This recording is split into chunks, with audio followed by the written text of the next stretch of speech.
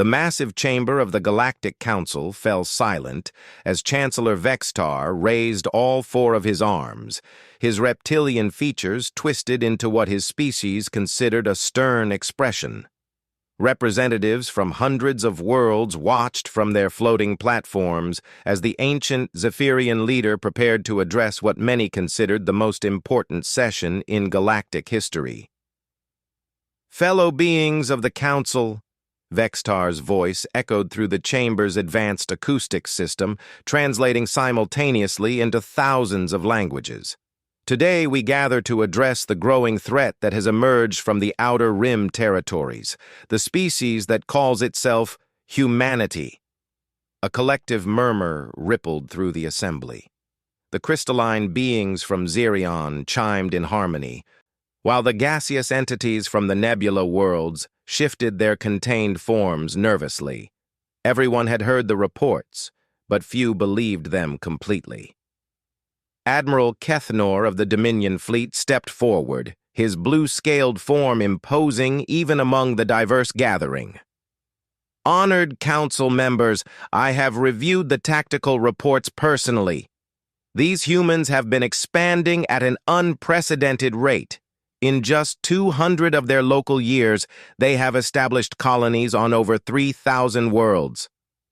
3,000! Gasped Counselor Yith-Ara, her tentacles writhing in distress. "That's impossible. Even the ancient progenitor races took millennia to achieve such expansion."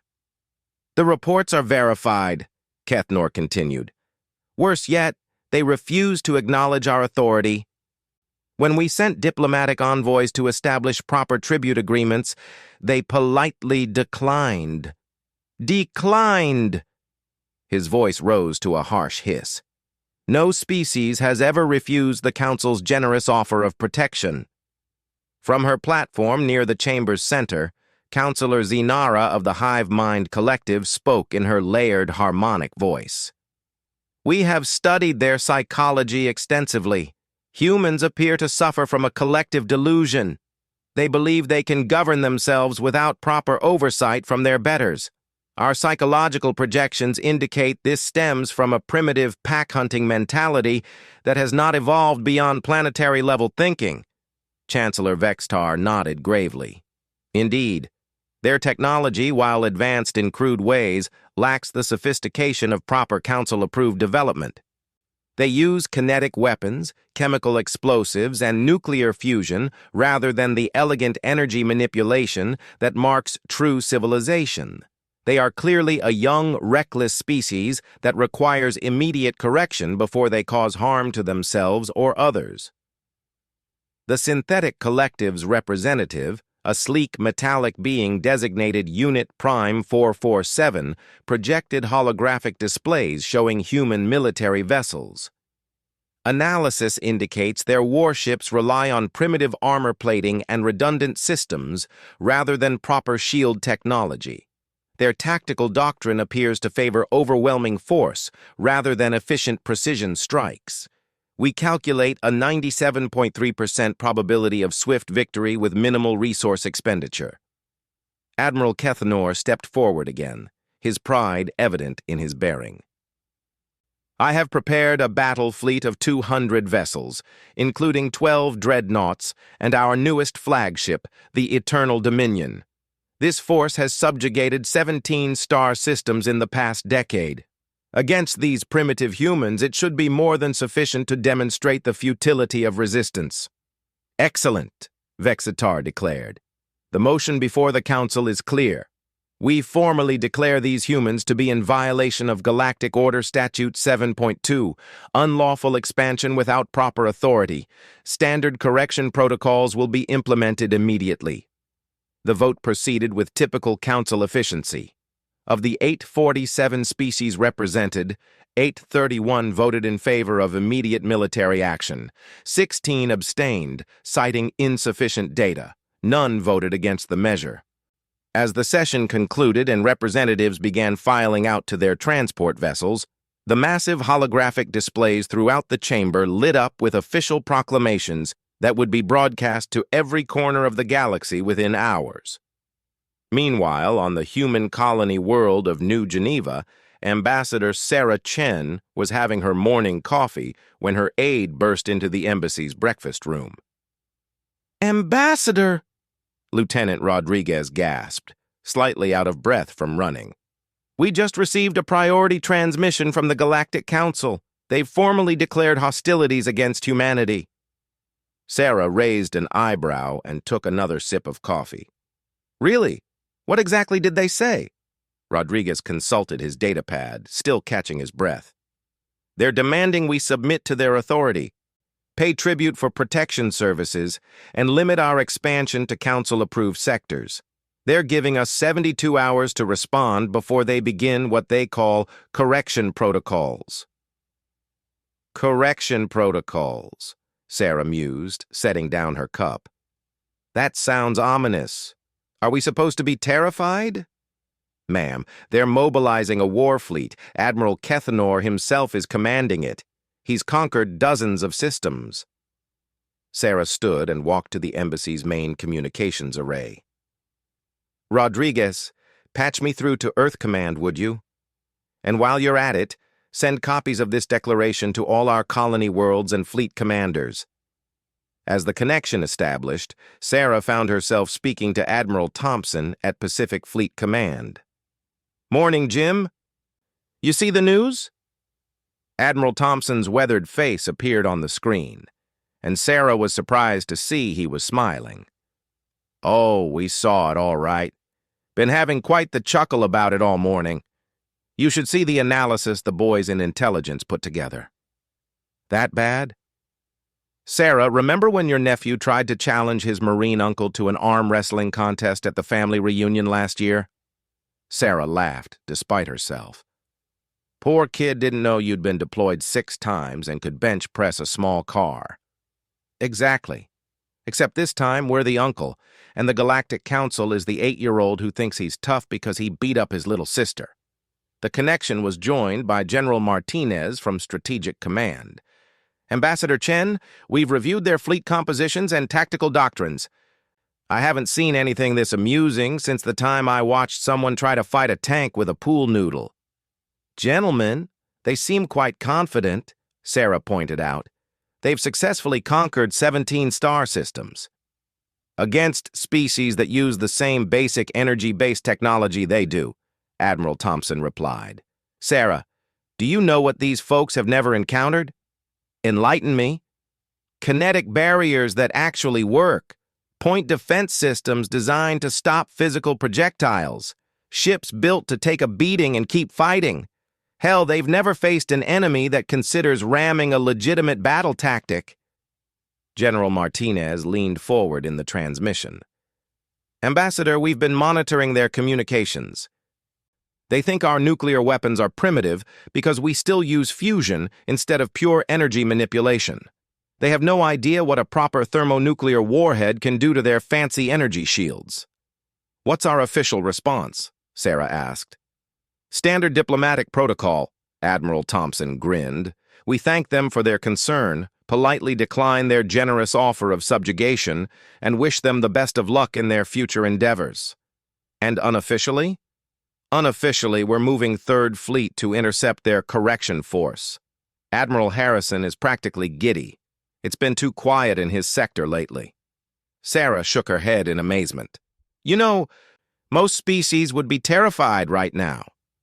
"Most species haven't spent their entire evolutionary history fighting each other with increasingly creative methods," General Martinez observed. "These council folks have been at peace so long they've forgotten what real warfare looks like."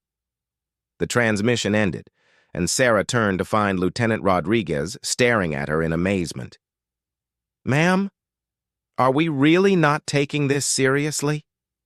Sarah smiled and poured herself another cup of coffee.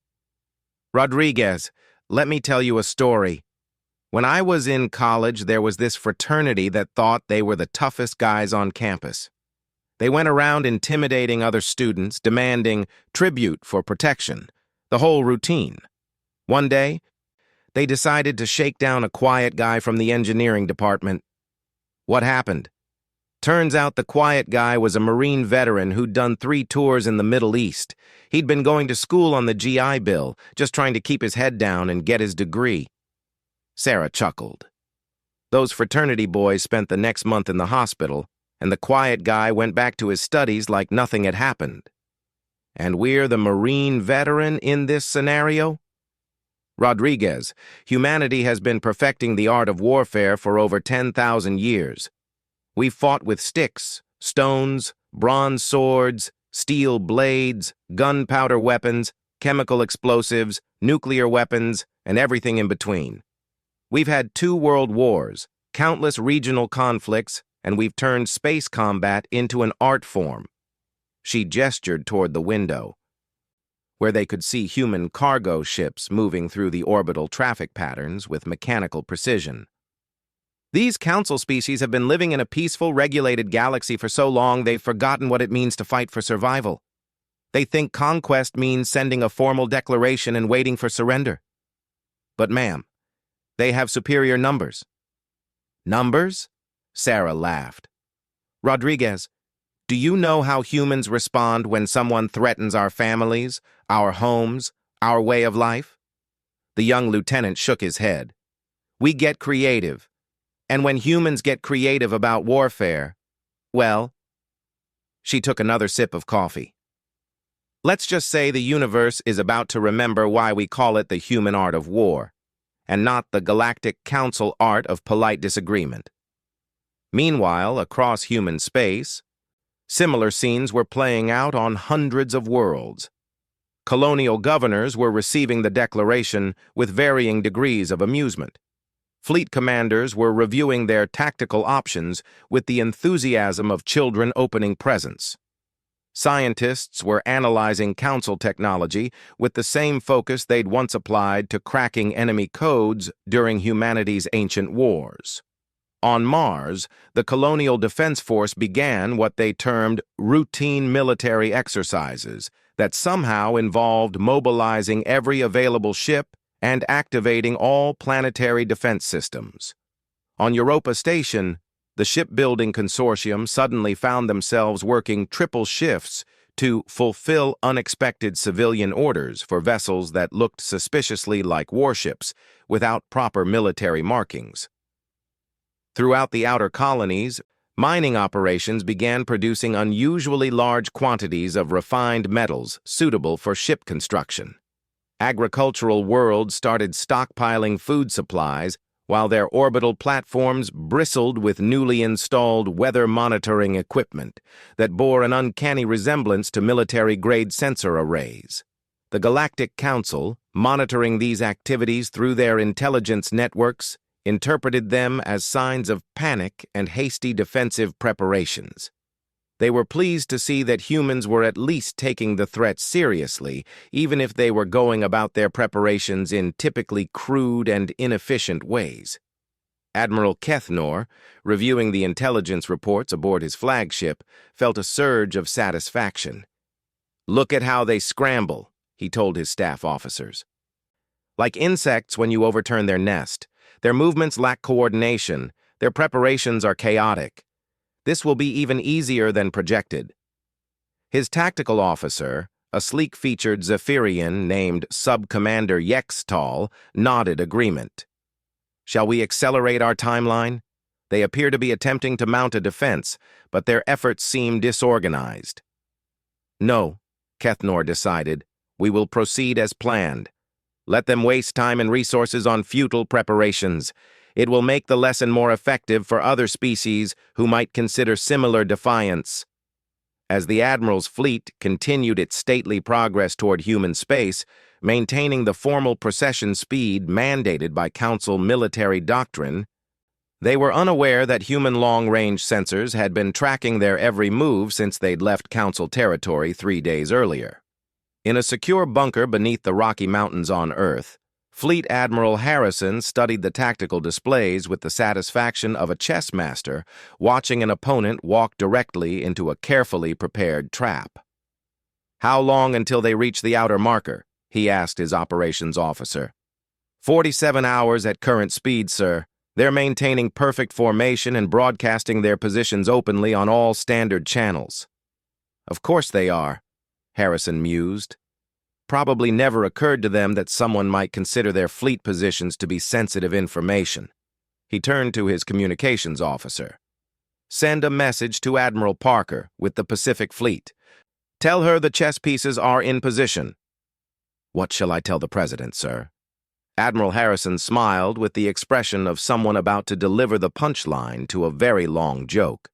Tell him the Council is about to receive their first lesson in why you should never pick a fight with someone whose idea of peace is simply the time between wars.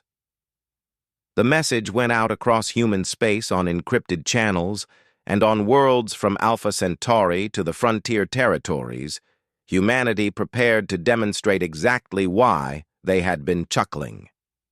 The Galactic Council had declared hostilities against a species that considered warfare to be one of their primary cultural achievements. They were about to discover the difference between conquest and survival, between submission and victory, and between the illusion of superiority and the reality of human ingenuity applied to the ancient art of making the other guy dead. But for now, Admiral Kethnor's fleet continued its majestic approach, their confidence absolute, their formations perfect, their ignorance complete. The galaxy was about to receive an education. Admiral Kethnor stood on the bridge of the Eternal Dominion, watching the tactical displays with satisfaction as his fleet emerged from hyperspace at the edge of the Sol system. 200 of the galaxy's most advanced warships arranged themselves in perfect formation, their energy shields shimmering with deadly beauty. "Contact the primitive fleet," he ordered his communications officer. "Standard surrender demand, Protocol 7. The response came back within minutes, transmitted from a surprisingly small human vessel that had been waiting for them. The image that appeared on the main screen showed a middle-aged human woman in a simple blue uniform, sitting calmly in what appeared to be a cramped bridge. "This is Admiral Janet Harrison of the Human Colonial Defense Force," the woman said with a slight smile.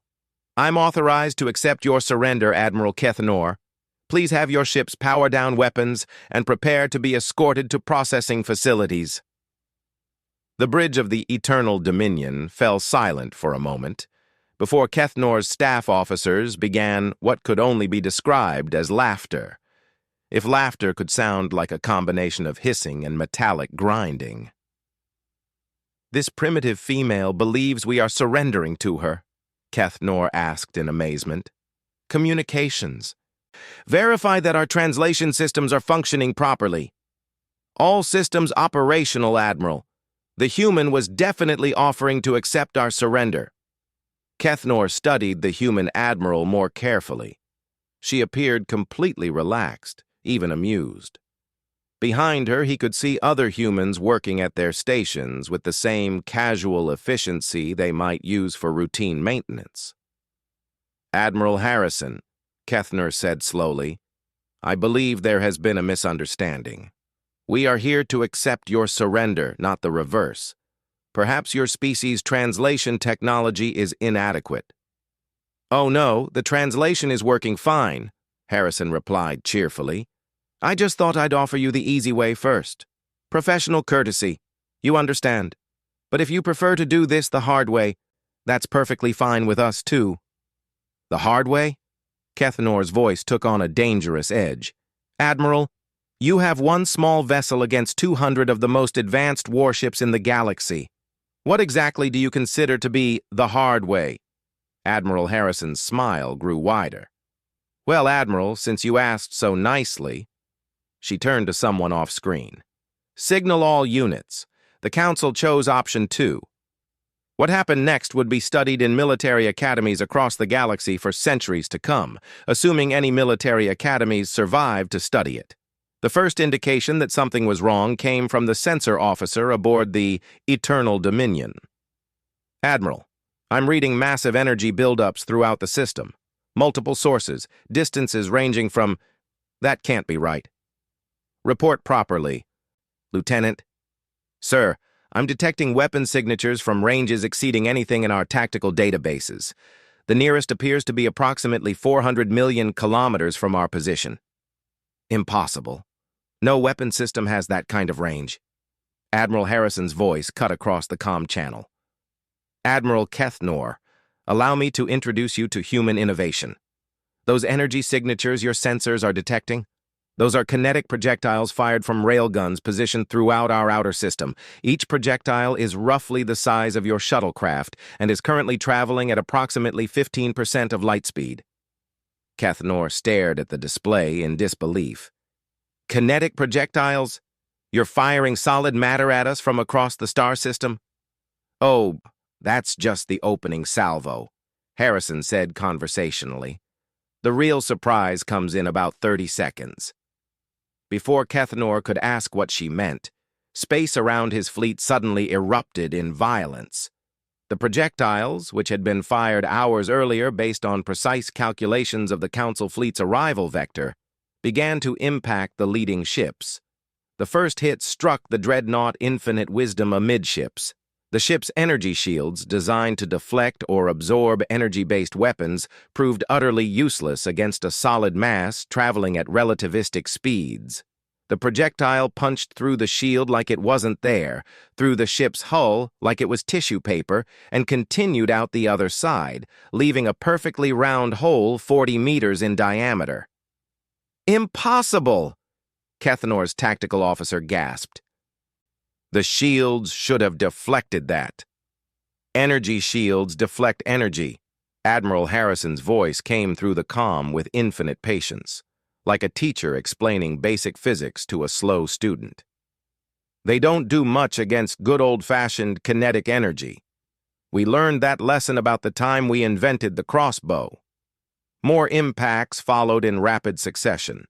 Ships throughout the Council formation found themselves dealing with projectiles that their defenses couldn't stop, traveling too fast to avoid, and carrying enough energy to core a battleship with a single hit. Evasive maneuvers, Kethnor ordered. All ships, random pattern Alpha 7. I wouldn't bother, Harrison said helpfully. We fired those shots 6 hours ago based on standard Council approach vectors, which, by the way, you folks really should update. Very predictable.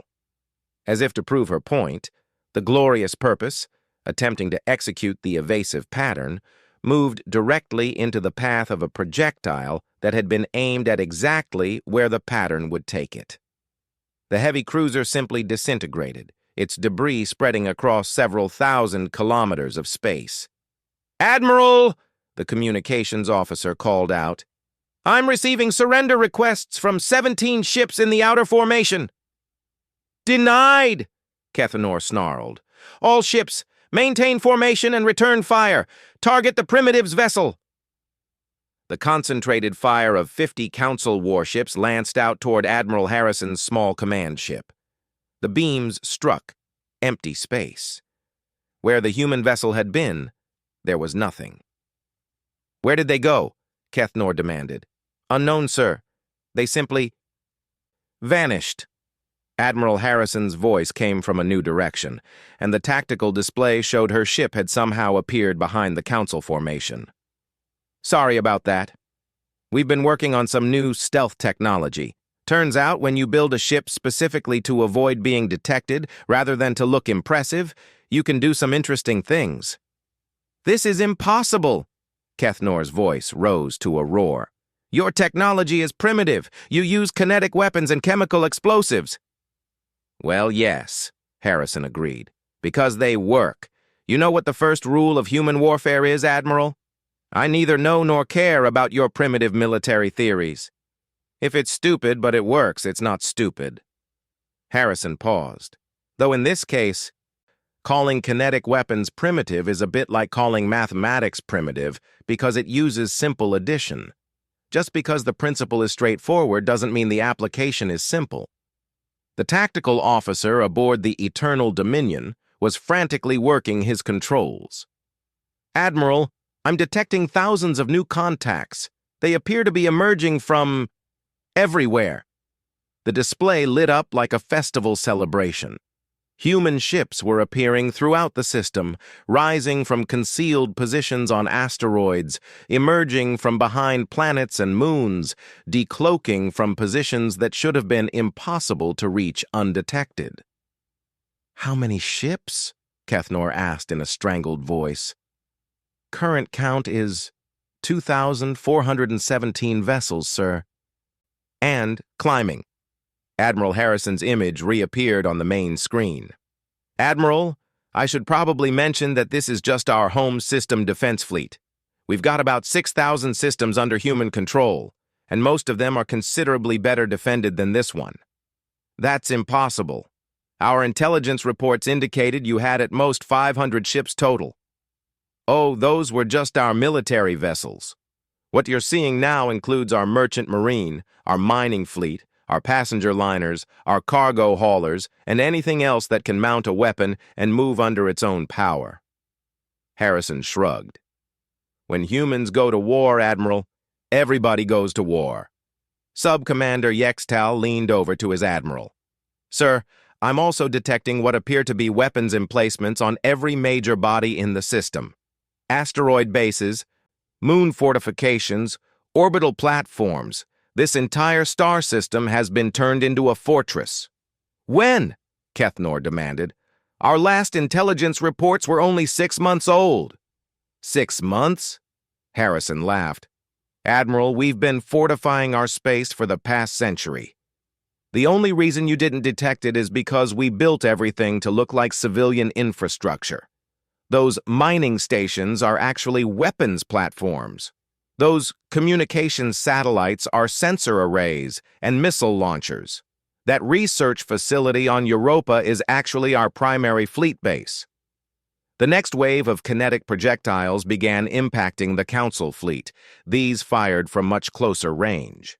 Unlike the system-spanning shots from the Outer Rim, these were rapid-fire railgun volleys from the human ships themselves.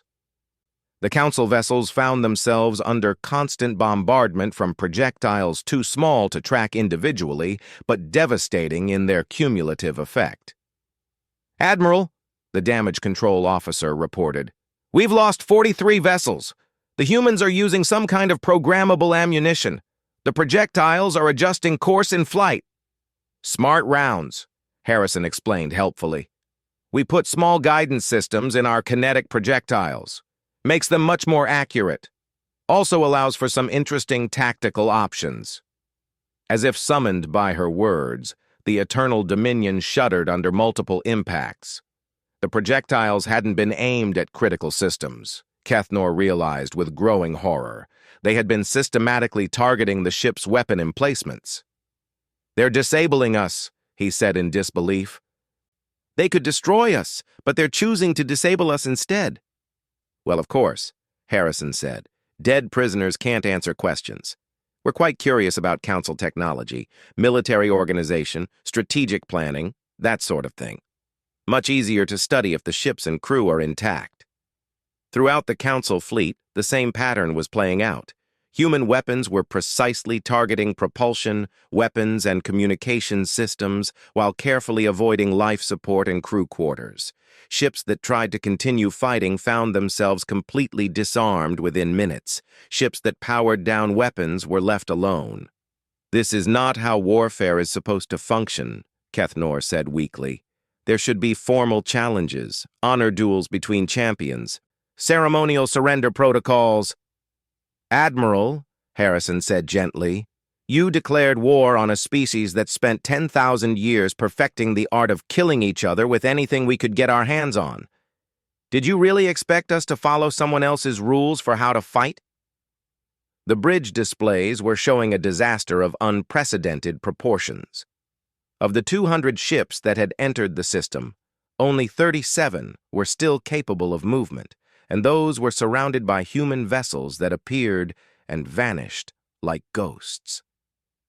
"I don't understand," Kethnor said finally. "Your ships are smaller. Your technology appears primitive.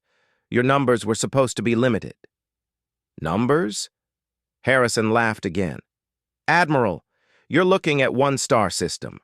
We have thousands, And every single human colonist, miner, trader, and farmer out there is probably watching this engagement and learning from it. By tomorrow, every human fleet commander in the galaxy will know exactly how to counter Council tactics. But your weapons work perfectly for what they're designed to do. You built shields to stop energy weapons, so we use kinetic weapons. You build ships to look impressive and intimidating, so we build ships to fight and survive. You follow ancient battle doctrines, so we adapt and improvise. Admiral Harrison paused, and when she spoke again, her voice carried a note of something that might have been pity. Admiral Kethnor, the difference between humans and the rest of the galaxy isn't technology or numbers or even tactics. It's that you've all forgotten something we never had the luxury of forgetting. Which is, the universe is a hostile place, and survival goes to whoever is most willing to do whatever it takes to protect their own. You've had peace for so long, you've forgotten how to fight a war. We've never stopped preparing for the next one. The final human vessels appeared as if materialized from hyperspace directly around the Eternal Dominion. Kethnor found himself staring at ships that looked nothing like the sleek, elegant vessels favored by Council species. These were brutal, functional things, all armor and weapons and redundant systems. Admiral Kethnor, Harrison said formally, I am once again authorized to accept your surrender. This time, I strongly recommend you take the offer. Kethnor looked around his bridge. Half his crew were staring in shock at displays showing the complete destruction of everything they had thought they knew about warfare. The other half were looking at him, waiting for orders he no longer knew how to give. If I surrender, he asked slowly, what happens to my crew? They'll be treated according to standard prisoner of war protocols, fed, housed, given medical care, and eventually exchanged for human prisoners once this whole misunderstanding gets sorted out. Misunderstanding? Admiral, did you really think we wanted a war with the entire Galactic Council? We're perfectly happy to trade, negotiate, and generally get along with everyone. But when someone shows up at our door with warships and demands we submit, Harrison shrugged. Well, that's when we explain why that's not going to happen.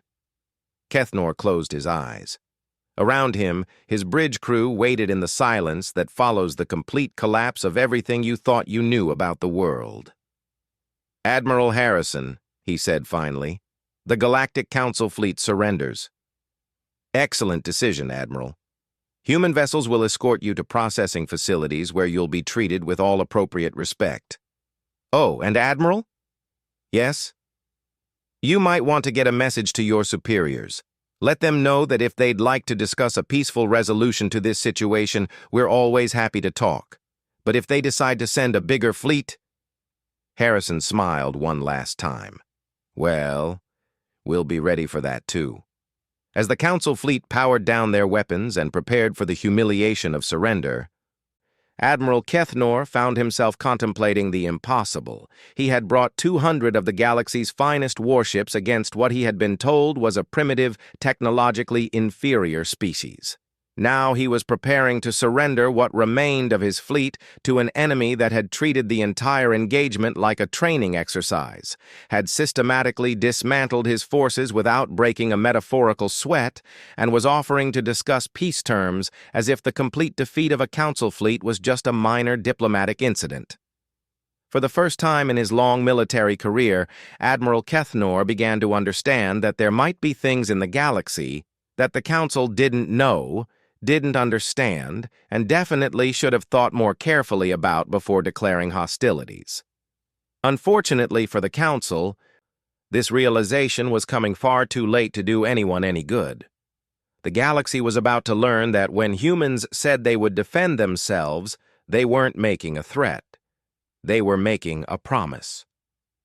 Chancellor Vextar stared at the emergency session hologram in his private chambers, his 4 arms trembling with what could charitably be called controlled panic.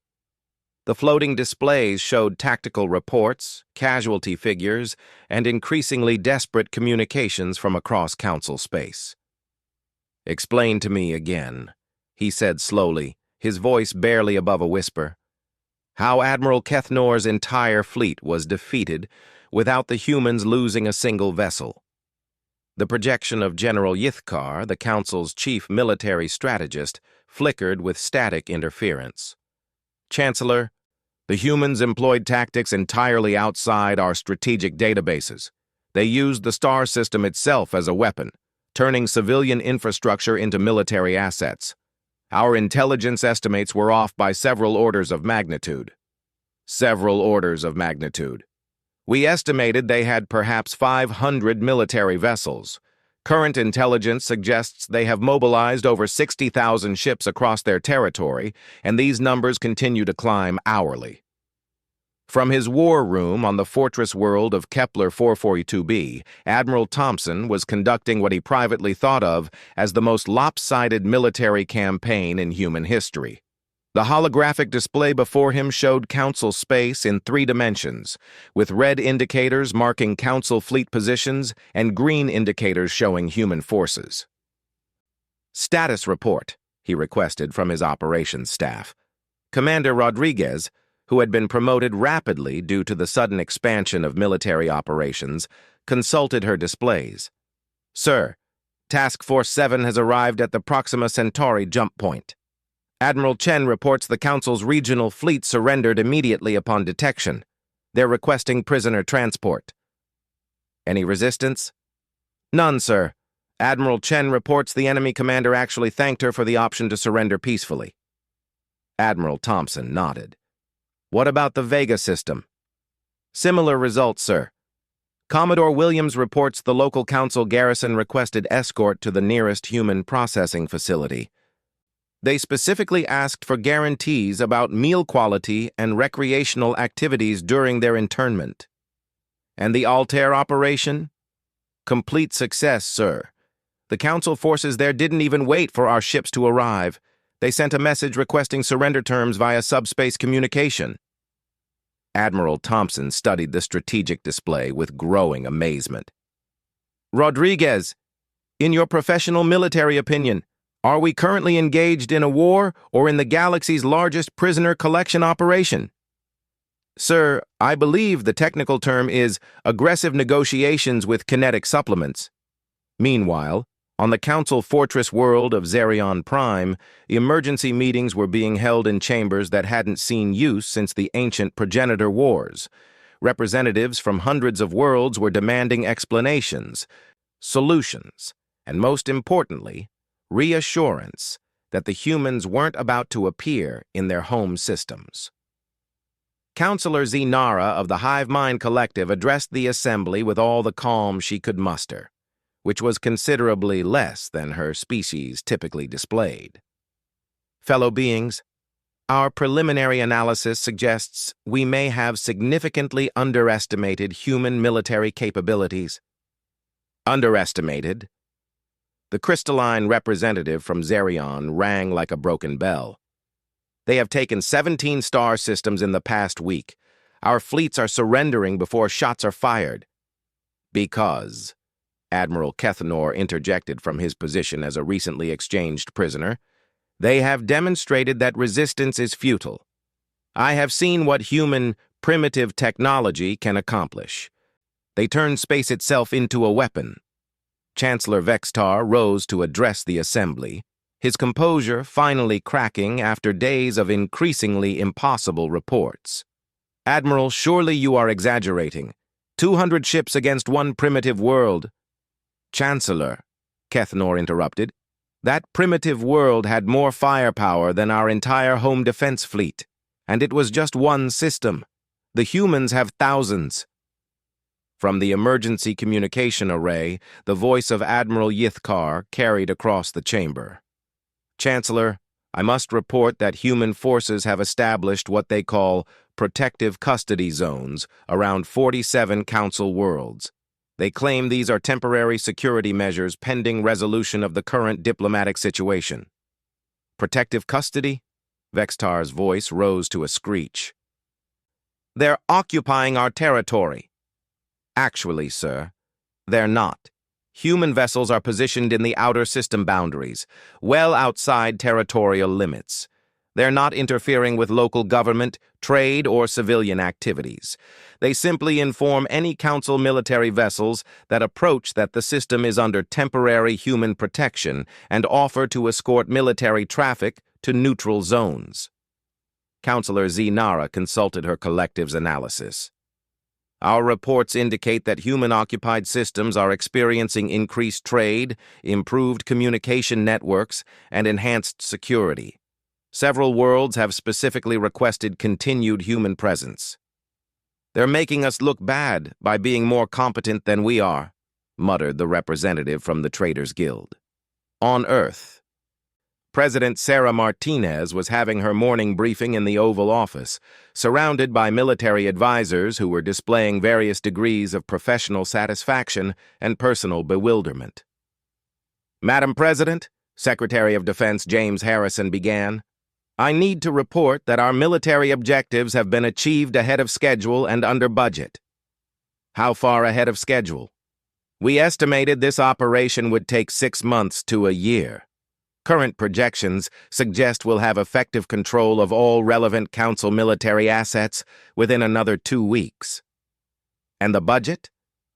Ma'am, we're currently spending less on this entire war than we typically spend on routine fleet maintenance. Most of our costs are prisoner housing and transport. President Martinez looked around the room. Gentlemen, I need to ask, is this normal? General Martinez stepped forward. Madam President, this is the first time in human history that we've fought an interstellar war against an opponent that wasn't actively trying to exterminate us. The Council seems to view warfare as a form of elaborate diplomatic theater, whereas we view warfare as a problem to be solved as efficiently and decisively as possible, ma'am. Secretary of State Wilson cleared his throat. Madam President, we're receiving increasing numbers of diplomatic overtures from Council worlds. Many are expressing interest in direct bilateral relations with humanity, independent of the Central Council authority. Are they trying to surrender? Not exactly, ma'am. They're asking if they can switch sides. Back in Council space, the emergency session was descending into chaos as more reports arrived. The elegant, ordered society that had governed the galaxy for millennia was experiencing something it hadn't faced since its founding, an opponent that simply ignored their rules and did whatever worked. The humans have established what they call a diplomatic processing center in the Centauri neutral zone, reported Admiral Yithkar. They're offering to mediate disputes between Council members, providing escort services for civilian traffic, and apparently running some kind of educational exchange program. Educational exchange? Chancellor Vextar asked weakly. They're teaching advanced engineering techniques, sharing agricultural improvements, and offering what they call practical governance workshops. Attendance is voluntary, but popular. Counselor Nara's collective mind was analyzing the situation with growing alarm. They're not just defeating us militarily, they're making themselves indispensable to our own member worlds. The truth was even more sophisticated than the Council realized. Humanity's grand strategy wasn't conquest in any traditional sense. They were simply doing what they had always done, solving problems, improving systems, and building relationships. The fact that this approach was completely dismantling the Council's authority structure was almost incidental. Admiral Chen, now serving as military governor of what humans were calling the Galactic Cooperation Zone, was dealing with her 5th surrender request of the day. The Council commander on the other end of the communication looked exhausted. Admiral, the alien officer said, my superiors have ordered me to resist human occupation of this system. We're not occupying your system, Commander. We're just making sure nobody starts any unnecessary fights while the diplomats work things out. But you have ships positioned throughout our territory. We have ships positioned to respond to any military threats, yes. Has anyone interfered with your civilian activities, trade operations, or local governance? The commander consulted his reports. Well, no. Actually, your engineers fixed our communication array last week, and your medical team helped with the plague outbreak on our third moon. Right. So what's the problem? I don't actually know. My orders are to resist occupation, but you're not occupying anything. You're just helping. Admiral Chen smiled. Commander, would you like me to explain what human occupation actually looks like? I'm not sure I understand. When humans occupy territory, we build schools, hospitals, and infrastructure. We establish trade relationships, cultural exchange programs, and mutual defense agreements.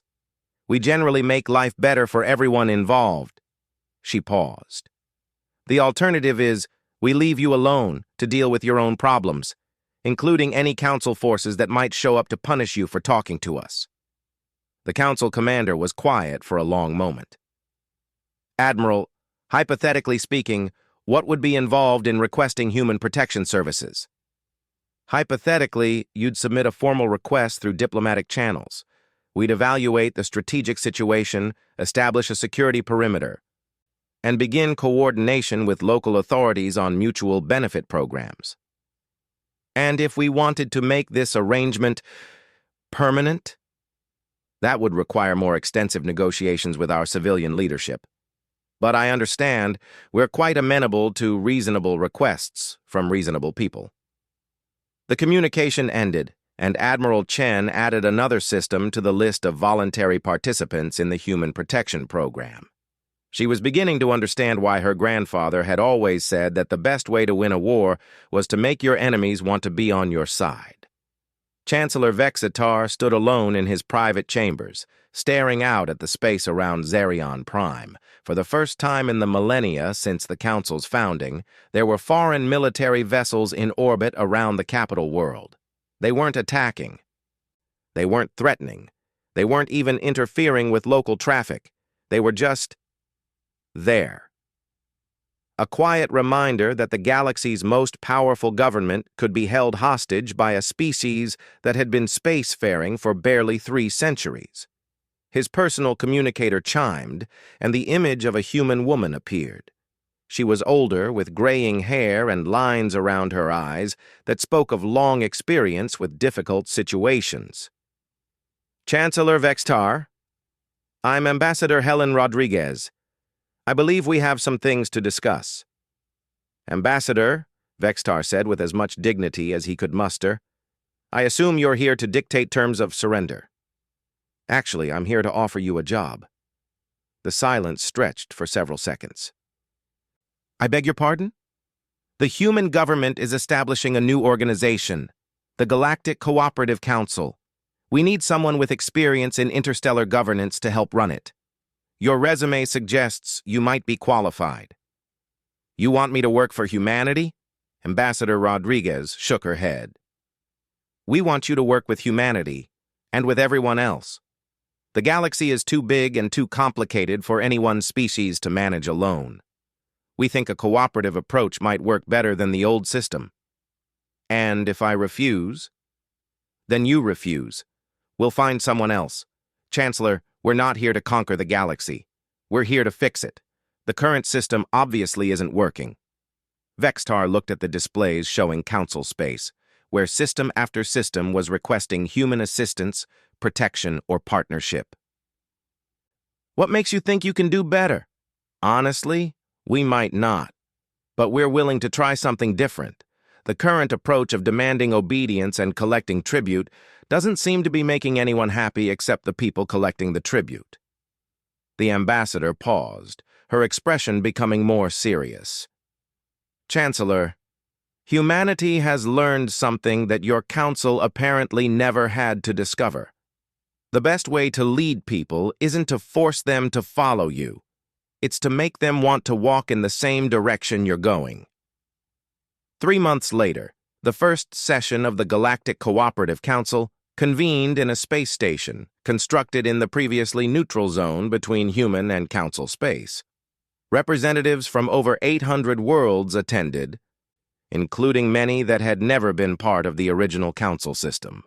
Chancellor Vextar, now serving as Director of Interstellar Relations for the new organization, called the session to order with considerably more optimism than he had felt in years. The humans, it turned out, were as good at peace as they were at war. They just had a different definition of both. Admiral Kethnor, now serving as a strategic advisor to the new combined fleet, watched the proceedings with the satisfaction of someone who had learned an important lesson and lived to apply it. The humans had been right about one thing. The galaxy was much more pleasant when everyone was working together instead of trying to conquer each other. And somewhere in human space, Admiral Thompson was updating the files on galactic military capabilities with a note that would become standard in human strategic doctrine.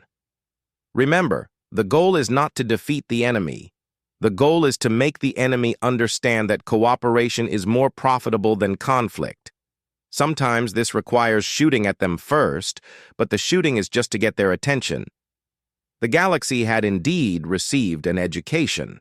The final exam results were still being graded, but preliminary scores suggested that everyone had passed, even if the grading curve had been more than a little unusual.